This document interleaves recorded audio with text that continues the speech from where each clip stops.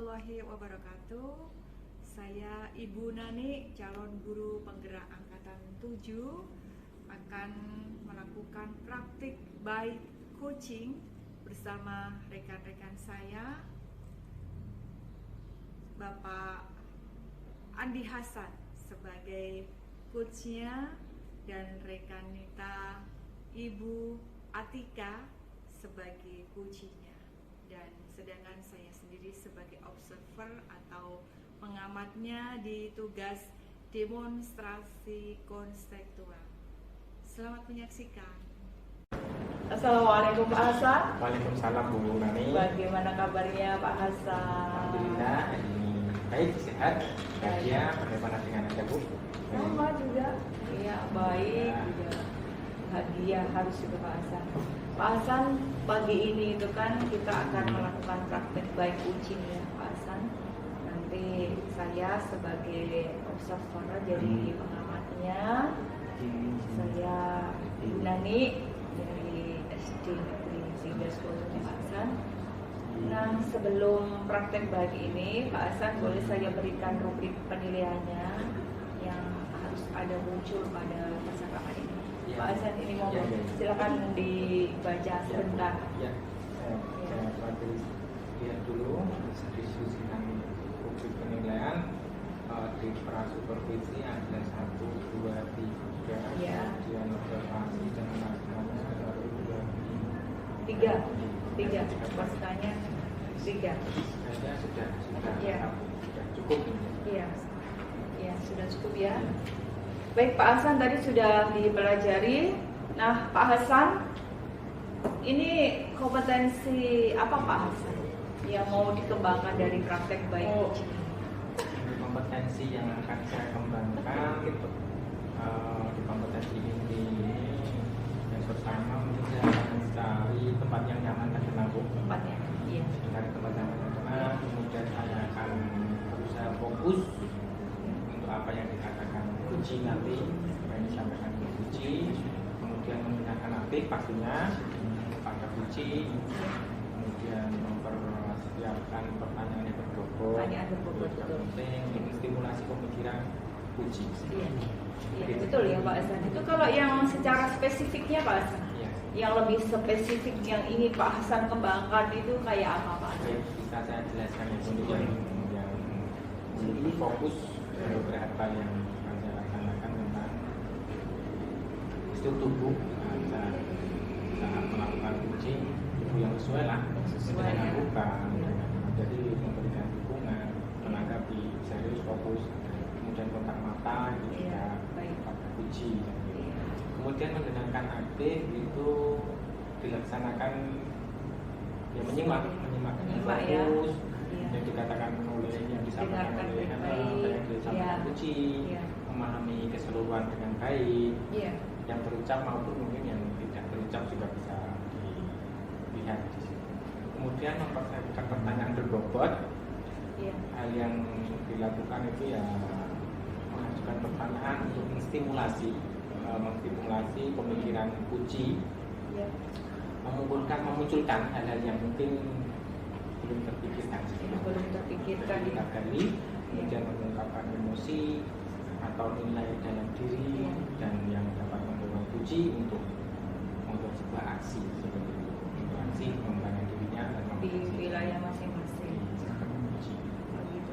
Baik Pak Hasan, itu tadi kan spesifiknya ya yang harus dikembangkan. Nah sekarang tuh indikatornya Pak Hasan, indikator tercapaiannya itu yang kayak seperti apa juga? Indikator ya pastinya ke percakapan model cerita itu ya, diawali dengan model cerita, kemudian pengembangan proses coaching sesuai dengan alur cerita. Sesuai dengan alur step by step ya Pak, mulai dari tujuan sampai terakhir tanggung jawabnya seperti apa ya? Seperti itu. Iya. Pak Hasan, itu yang jadi rubrik penilaian. Dipersilahkan Pak Hasan untuk memulai praktek baiknya. Iya, terima kasih Bu Nadi. Ya. Pak Hasan, Sesuai dengan rencana tadi yang saya akan melakukan praktek coaching dengan Bu Atika sebagai coach dan saya sebagai coach. Ya. Misalnya mulai ya Bu ya. baik silakan. Oh ya Dika, kemarin Pak Guru sudah menginformasikan ke kelas kalau akan ada lomba pidato di sekolah kita ya. Dan Pak Guru pasti mempunyai siapa yang akan dicalonkan. Menurut Pak Guru, kamu itu yang terbaik untuk mengikuti lomba pidato. Bagaimana? Bagaimana ya Pak? Saya tidak bisa Pak, yang lain saja ya Pak. Loh, kenapa kamu tidak bisa? Saya belum percaya diri Pak. Belum percaya diri. Loh, kenapa kok tidak percaya diri? Ada alasannya apa? Karena waktu SD dulu saya pernah ikut lomba pidato tapi gagal Pak. Jadi untuk kali ini saya tidak mau lagi karena merasa gagal tadi, jadi nggak bisa mengharumkan nama kelas. Nah. Oke, baik. Sekarang Pak Guru mau tanya, sebenarnya kamu punya kekuatan apa yang kamu sadari tentang lomba pidato? Saya fasih Pak dalam berbahasa Inggris. Fasih berbahasa Inggris. Nggak ada lagi? Saya juga pandai dalam merancang teks pidato informatif. Berarti ya masih berbahasa Inggris, terus bisa merancang pidato informatif ya. Oke, baik Atika. Sebenarnya itu kamu mempunyai kekuatan dalam diri yang perlu terus kamu asah, ya. Perlu lagi tadi menambah untuk percaya diri. Nah, sehingga kamu nanti tidak mudah untuk menyerah, tidak mudah putus asa. Sekarang Pak Guru mau tanya, menurut kamu hal-hal yang penting dalam berpidato itu apa saja? Kamu tahu? Setahu saya syarat utama dalam berpidato itu menguasai pokok masalah, isinya itu, kemudian memiliki kecakapan untuk menyampaikan isinya, kemudian antara si pembaca, kemudian topik yang dibaca dan didengarkan perlu terjalin hubungan yang harmonis serta dapat dipahami oleh pendengar. Tepat sekali. Memang itu ketika ya untuk menjadi syarat menjadi berpidato dengan baik dan benar. Nah, dari syarat tersebut, menurut pendapat kamu, manakah yang belum kamu kuasai? Menurut saya belum menguasai kecakapan untuk menyampaikan isi pidato sehingga membuat pendengar tidak memahami isi pidato saya, Pak. Hal inilah yang membuat saya merasa kurang percaya diri sehingga tidak mau ikut pidato ini. Ya, baik. Kalau begitu, kamu telah menyadari itu, langkah apa yang kamu lakukan supaya bisa mengembalikan kepercayaan diri kamu apabila dikaitkan dengan syarat pidato yang kamu sebutkan tadi? Menurut saya yang bisa saya lakukan adalah saya perlu lebih banyak belajar lagi bagaimana supaya memiliki kecakapan dalam menyampaikan isi pidato sehingga pesan dalam pidato tersebut saya dapat sampaikan ke audiens dengan lebih mudah, kemudian saya akan lebih percaya diri. Betul sekali, bagus sekali artinya. Kembalikan kepercayaan diri kamu lagi dengan lebih banyak berlatih, belajar tentang bagaimana berpidato yang baik, yang bisa membawa audiens atau pendengar dalam bisa menerima pesan dalam pidato kamu.